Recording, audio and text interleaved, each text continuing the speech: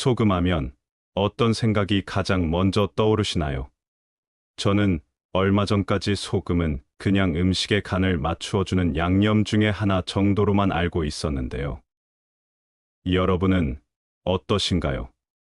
저처럼 생각하셨던 분들 많으실 겁니다. 그래서 소금이 우리 몸속의 염증을 없애주고 면역력도 확실하게 올려준다고 하면 참 믿기가 힘든데요. 왜냐하면 꽤 오랫동안 어쩌면 설탕보다 더 나쁜 음식으로 알려지기도 했기 때문입니다.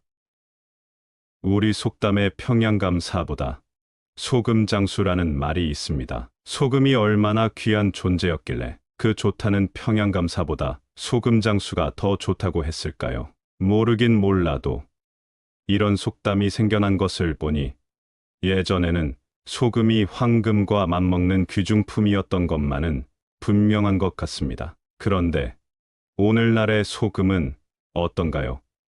성인 질환을 일으키는 대표적인 식품으로 꼽히면서 그 존재 가치를 잃어가고 있습니다.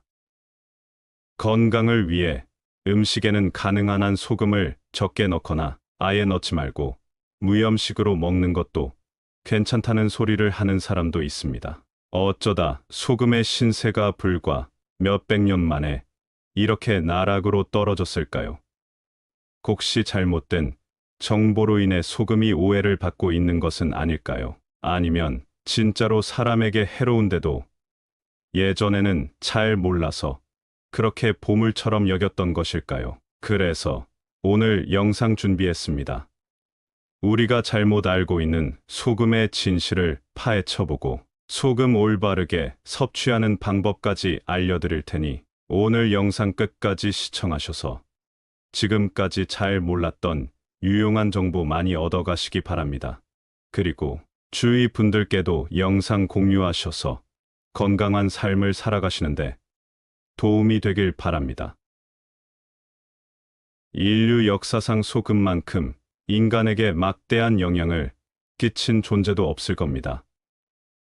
사람은 생체적으로 소금을 먹지 않고는 생존할 수 없었기 때문에 소금은 인류가 등장하면서부터 음식과 막대한 관련을 맺으며 사용되어져 왔습니다. 특히 우리 조상들은 소금을 다양한 질환에 사용했는데요. 치약이 아직 없던 시절 소금으로 치아를 닦는 것은 물론 혀에 백태가 끼거나 갈가락 무좀이 생겼을 때 소금을 바르거나 문질렀다고 합니다. 또한 치통이나 피부병이 발생했을 때도 소금으로 닦고 씻는 등 소금은 우리 생활 전반에서 사용되지 않는 곳이 없을 정도로 만병통치약처럼 사용되어져 왔습니다. 실제로 한의학에서는 소금을 매우 중요한 약재로 사용했다는 기록도 있습니다. 명나라의 대표적인 약학서인 본초강목에는 총 75종의 소금을 활용한 처방이 수록되어 있고 세종대왕 시절에 편찬된 향약 집성방에도 소금 치료법만 무려 수백 가지가 넘게 실려 있다고 합니다. 냉장고가 없던 시절 음식을 오래 보관하기 위해 사용한 방법도 바로 소금을 활용해 음식을 만들어 먹는 것이었습니다. 그래서 우리나라 전통 음식이 주로 간장, 된장, 고추장, 김장김치, 젓갈류 같은 것들이죠. 그러나 현대에 와서는 냉장고의 개발과 각종 약품 개발로 보존제 및 치료제로서 사용되던 기능이 서서히 과거의 일이 되어버렸습니다. 그러나 최근에는 소금이 면역력을 오히려 증가시킨다는 사실이 속속 밝혀지고 있습니다. 그동안 잘 몰랐던 소금의 효능에 대한 재조명이 이루어지고 있는 것인데요. 최근 독일과 미국의 연구진이 학술지 셀 메타볼리즘에 기고한 논문에 따르면 소금이 우리 몸에 침입한 세균을 파괴시키는 면역력을 기르는데 탁월한 효과를 보인다고 밝혔습니다. 또한 독일과 미국 교수의 공동 연구에 따르면 소금을 많이 먹인 쥐들이 적게 먹인 쥐들보다 세균 감염으로부터 더 빨리 회복하는 것을 발견했다고 합니다. 인체 체액 속에는 조화로운 미네랄을 포함한 염분의 농도가 항상 9%를 유지해야 정상적인 인체의 기능을 수행한다고 하는데요. 0.6% 이하가 되면 생명활동에 꼭 필요한 주요 생체원소가 현저하게 감소해 모든 장기의 세포들이 그 기능을 잃어 기초 체력이 심하게 저하되고, 남성의 경우에는 정력이 감퇴하거나 불임의 원인이 되고, 심하면 성기능을 잃을 수도 있다고 합니다. 또한 0.2% 정도가 되면 인체가 치명적인 손상을 입게 되어, 심하면 생명까지 잃을 수 있다고 합니다. 우리 인체 세포들은 화학 성분을 잘 받아들이려고 하지 않는다고 하는데요. 화학 소금을 주로 먹고 짜게 먹지 말라는 말대로 저염식까지 하는 현대인들은 평균적으로 인체 염분 농도가 0.4% 정도 된다고 합니다. 그러니 먹을 것이 풍부한데도 건강하지 못한 사람들이 많다는 것입니다. 체액 속 0.9%의 조화로운 염도가 부족해지면 당분이 부족분을 채운다고 합니다. 이로 인해 당분은 너무 많고 염분이 적어 당뇨병이 생기기 쉬운 몸이 되는 것입니다. 소금을 먹으면 위액이나 췌장액의 원료가 되어 몸에 들어온 음식물을 녹이고 분해해 소화작용을 돕고, 영양분을 삼투압 작용에 의해 혈관 내로 끌고 들어가 피에 실려 혈관을 돌아다니면서 세포 곳곳에 영양을 공급해 준다고 합니다. 이렇게 세포가 영양분을 공급받고 불필요한 노폐물은 내보내면 소금은 세포가 배설하는 불순물 등을 끌어모아 배설기관의 운동을 촉진시켜 대소변이나 땀 등으로 배출시켜주는 것입니다. 땀의 맛이 짜고 독한 것은 바로 이것 때문입니다. 옛날 러시아의 봉건군주가 소금의 섭취량을 제한한 영토에서는 병자가 속출했다는 기록이 있으며, 소금이 생산되는 곳은 생명이 잉태되는 곳이라 여겨 많은 사람들이 모여드는 교역의 중심지가 되었다고 합니다.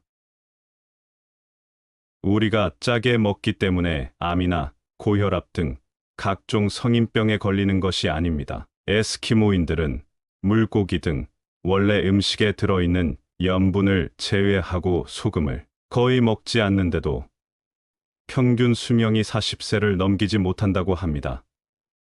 반면 스웨덴 사람들은 짠 음식을 좋아해서 소금을 많이 섭취하는 나라라고 알려져 있지만 세계에서 가장 장수하는 민족으로 알려져 있습니다. 소금이라고 하면 우리는 흔히 나트륨이라고 알고 있는데요. 이 나트륨 성분은 물을 머금는 성질을 가집니다. 모두 알고 있듯이 우리 몸의 약 70%가 물로 되어 있습니다. 그 중에 3분의 2가 세포 안에 있습니다. 이때 우리 신체의 세포가 정상적인 기능을 가져야만 모든 면역력을 비롯해 정상적인 기능을 할 수 있게 됩니다. 나트륨은 세포 안과 밖의 물을 균형 있게 조절하는 기능을 담당합니다. 현대의학의 아버지로 불리는 고대 그리스 철학자 히포크라테스는 음식이 당신의 약이 되게 하고 약이 당신의 음식이 되게 하라는 유명한 말을 남겼습니다. 그의 이름을 따서 오늘날에는 전 세계 의대 졸업식에서 히포크라테스 선서를 하는 것으로 알려져 있습니다. 현대인들은 그의 말과 반대로 질병이 생기면 음식에서 해답을 찾으려고 하지 않고 병원을 찾는 것을 해답처럼 여기고는 하는데요. 그리고는 하나의 원칙처럼 고혈압은 소금이 원인이며 암이 생기면 수술과 항암제 투여, 방사선 치료 등을 꼭 받아야 한다고 믿고 있습니다. 우리가 제일 많이 걸리는 감기조차 감기 바이러스를 치료하는 치료약이 없는데도 불구하고 사람들은 여전히 감기에 걸리면 병원을 찾아 약을 처방받고 감기약을 먹으면 낫는다고 믿고 있지요. 불행하게도 우리 주변에는 너무나 많은 특정 세력들이 자신들의 이권을 위해 만들어낸 거짓 정보가 마구 흘러넘치고 있습니다. 그들은 거대 자본과 권력을 등에 업고 미디어를 장악한 다음 그것이 설령 거짓이라 하더라도 자신들의 입속만 차리는 정보를 양산해내고 있습니다. 그래서 피해는 고스란히 그릇된 정보를 가감없이 받아들이고 따르는 사람들에게 돌아갑니다. 그러나 이제 마음만 먹으면 얼마든지 올바른 정보를 찾을 수 있는 시대가 되었습니다. 거짓 정보를 가감없이 따를 것인지, 진실을 따를 것인지는 이제 우리들의 손에 달려 있는 것입니다. 그런 점에서 최근 100여 년 동안 소금은 철저하게 우리 몸에 나쁜 것으로 취급되어 왔고, 고혈압의 원인이라고 사람들의 머릿속에 각인되었습니다. 그래서 그것을 믿은 우리는 몸에 좋다는 대로 소금을 줄이는데 많은 노력을 해왔습니다. 그러나 소금의 섭취를 줄이는 것은 소금을 제대로 알지 못하기 때문입니다. 소금에 대해 제대로 알고 나면 소금이 우리 몸에 얼마나 중요하고 꼭 필요한 것인지 알 수 있게 될 것입니다. 대부분의 사람들은 건강을 위해 지나치게 소금을 절제할 필요가 없으며 실제로는 소금을 많이 섭취하는 것이 적게 섭취하는 것보다 훨씬 건강에 좋다는 진실을 알아야 합니다. 우리 몸은 본질적으로 소금물로 이루어져 있습니다.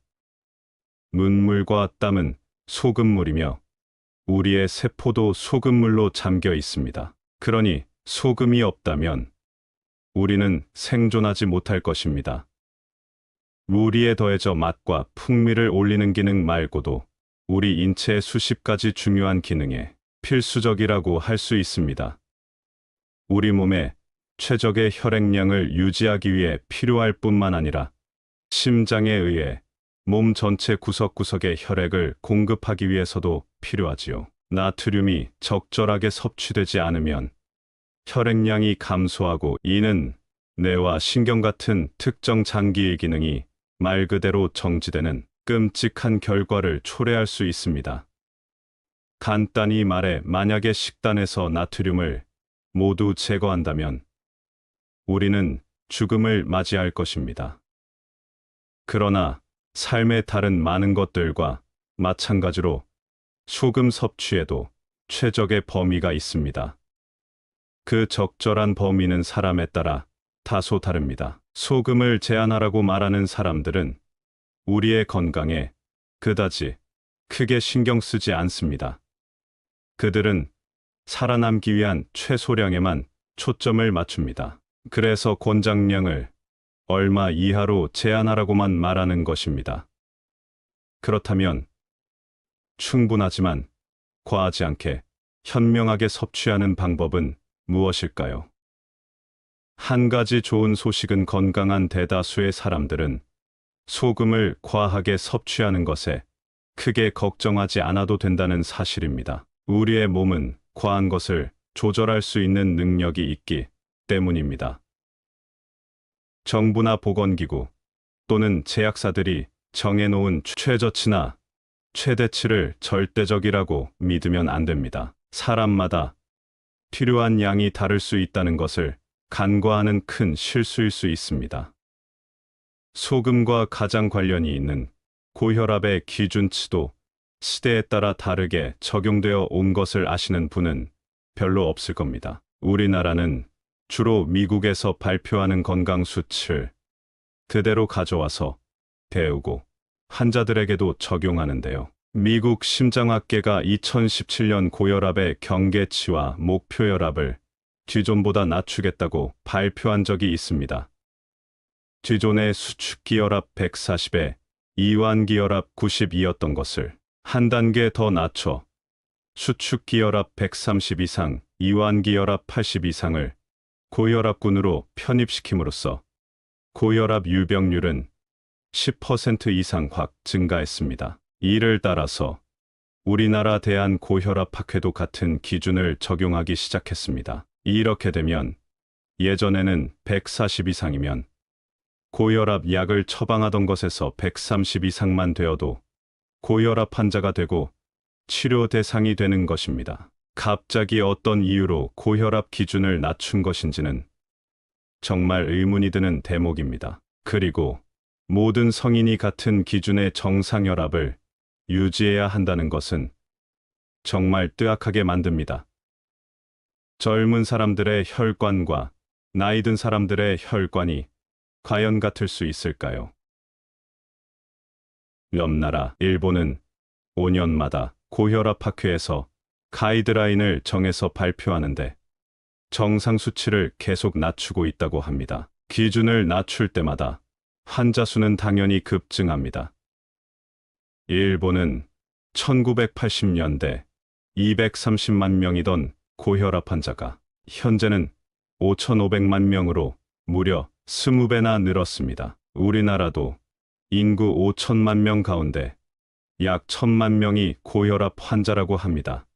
이쯤 되면 병을 고치려는 것인지 환자를 많이 양산해서 제약사나 의사들의 배를 불리자는 것인지 알 수 없습니다. 심각한 고혈압 환자라면 어쩔 수 없이 당분간 약을 먹더라도 근본적인 해결법을 제시하지 않고 당연하게 약을 사용하면 일시적으로는 혈압을 떨어뜨릴 수 있어도 시간이 지날수록 우려하던 2차 합병증이 나타날 수 있습니다. 신체의 혈액 공급을 원활하게 순환시키지 못해 홍조나 가슴, 두근거림이나 심장을 약화시키고 수족냉증이나 저림 현상 심하면 치매까지 나타날 수 있다고 합니다. 혈압약을 먹은 후부터 여러 가지 부작용을 호소하는 사람들이 많습니다. 그래서 최근에는 고혈압을 질병으로 볼 것이냐는 문제로 다양한 학계의 의견이 갈리고 있습니다. 고혈압은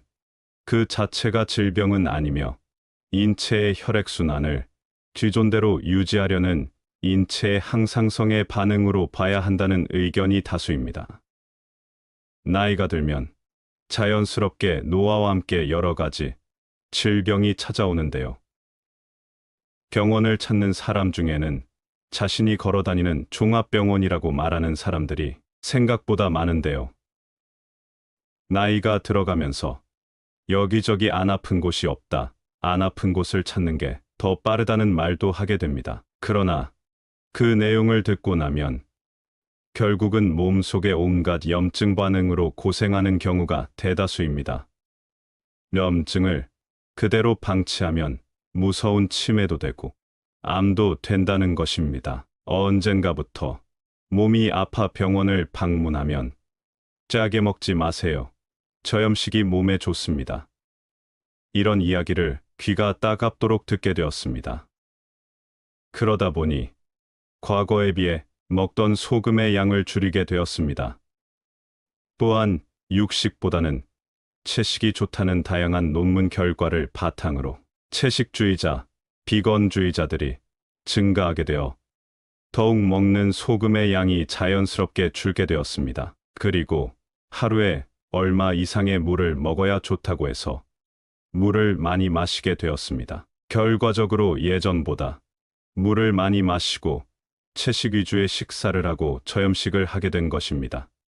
이렇게 되면 저나트륨 혈증에 걸리게 되는데요. 이것이 바로 우리 몸의 가장 중요한 면역력을 떨어뜨리는 주범이 되는 것입니다. 그래서 암 환자들을 고치기 위해 떨어진 면역력을 올려주는 고나트륨 식이를 하게 했더니 암이 완치되었다는 분들도 많이 계십니다.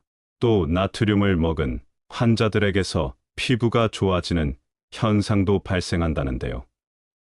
그만큼 나트륨이 수분을 내 몸에 충분히 머금게 만든다는 것입니다. 우리 몸속에 나트륨이 부족해지면 몸속 수분이 바깥으로 계속 빠져나가게 되어 피부가 당기고 건조해진다는 것입니다. 이렇듯 우리 몸이 원하는 만큼 소금을 섭취해주는 것이 아주 중요합니다.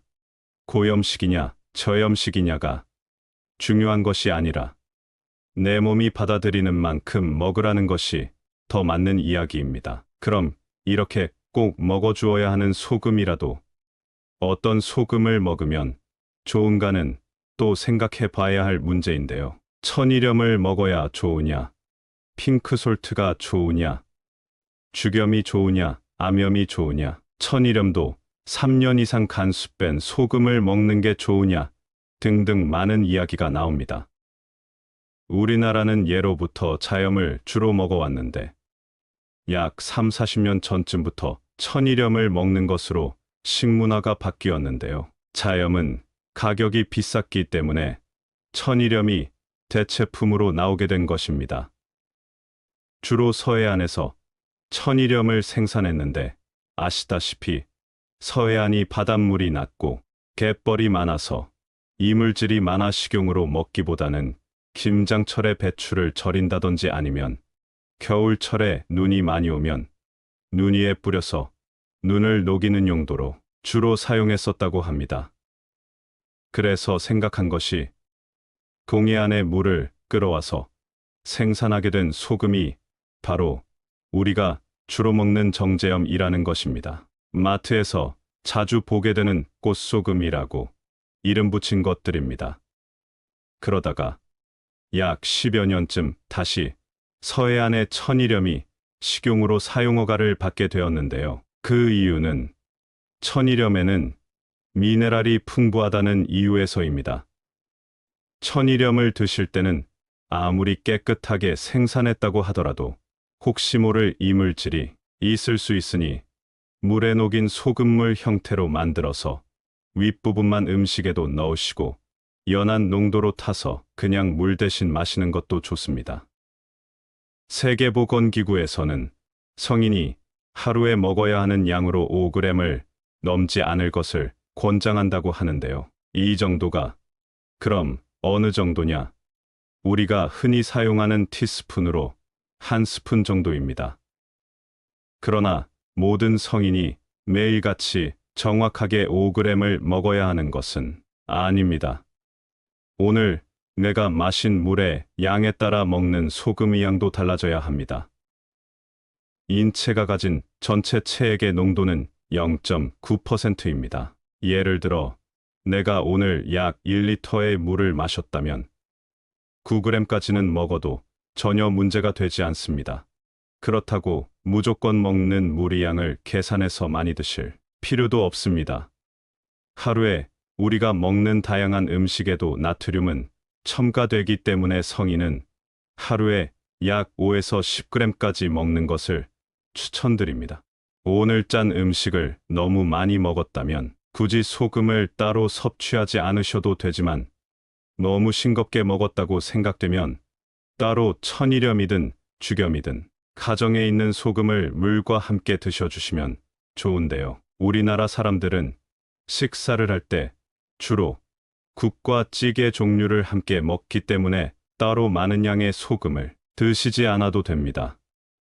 그러나 우리의 식문화도 많이 바뀌고 있어 국이나 찌개 종류를 잘 안 드시거나 적게 드시는 분이라면 따로 소금을 챙겨 먹는 것이 좋겠습니다.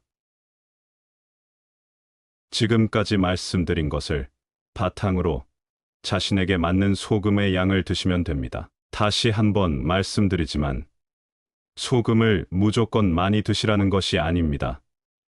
다음의 3가지 특징에 해당하시는 분이라면 꼭 소금을 챙겨 드시고 더욱 건강한 삶을 사시라고 말씀드리는 것입니다.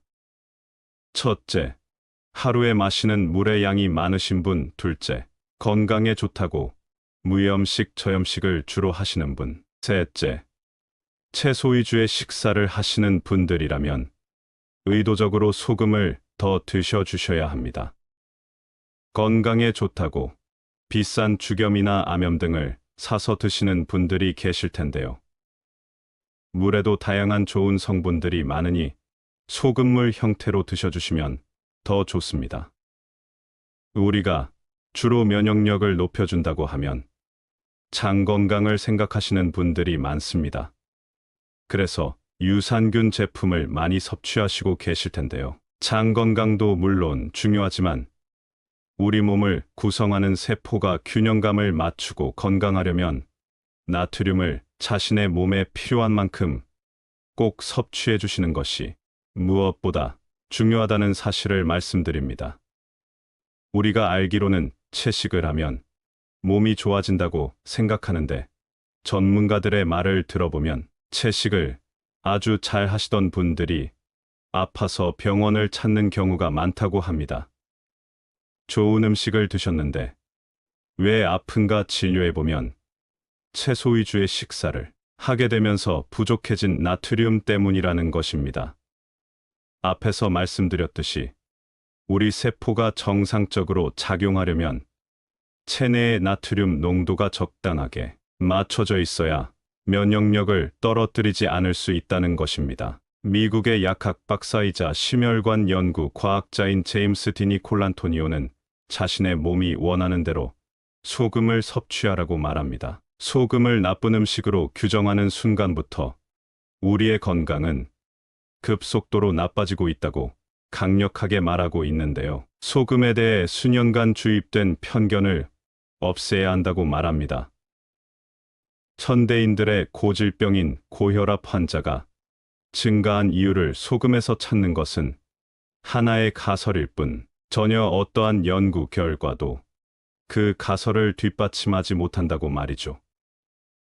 그것에 더해 혈압을 건강의 주요 지표로 생각한 탓에 나트륨 제한을 맹신하게 되었다고 말합니다. 저염식을 한 실험군의 대다수가 심박수 증가라는 위험한 상황을 초래한 결과가 확실하게 있음에도 미국 정부는 정확한 시기 지침도 없고 자신들이 처음에 세운 나트륨 제한 시기를 해야 한다는 가설도 틀렸음을 인정하지 않는다고 그는 말합니다. 그러나 다행히도 우리의 소금 부족을 반전시키는 방법은 간단합니다. 그냥 소금에 대한 타고난 갈망에 충실히 반응하는 것만으로도 인체는 최상의 상태로 작동하는데 필요한 이상적인 최적의 소금량으로 우리를 자연스럽게 안내할 것이라고 말합니다. 현대 사회를 살아가는 우리는 공급 과잉의 시대를 살아가고 있습니다. 우리가 먹는 것도 마찬가지입니다. 그러니 무엇을 어떻게 먹을 것인가 보다 내 몸에 해로운 음식은 줄여나가고 어떻게 해독하고 올바르게 배출할 것인지가 더 중요한 시대라고 할 수 있습니다. 내 건강은 내가 챙겨야 합니다.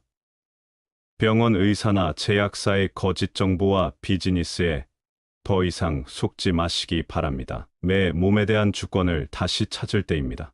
오늘 내용을 참고하셔서 더욱 건강하고 활력 있는 삶 살아가시기 바랍니다. 시니어를 위한 모든 것 시니어 톡톡이었습니다.